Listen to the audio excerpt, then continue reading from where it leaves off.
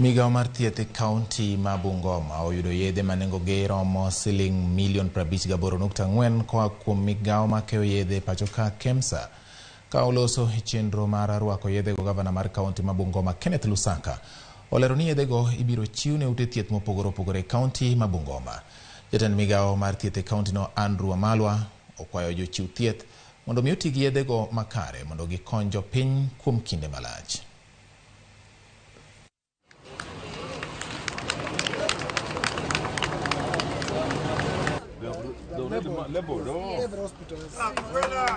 Solution until July last year, and I can relate with every challenge. You know, they could get them within the next 7 days.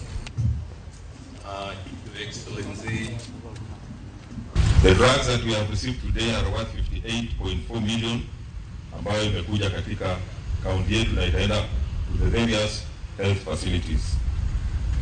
Out of that, we have 20 million worth of drugs which are pharmaceuticals. Non-farms are 32 million and about already 6.4 million. Wananchi wapate dawa ili itufikishe mwezi wa 6.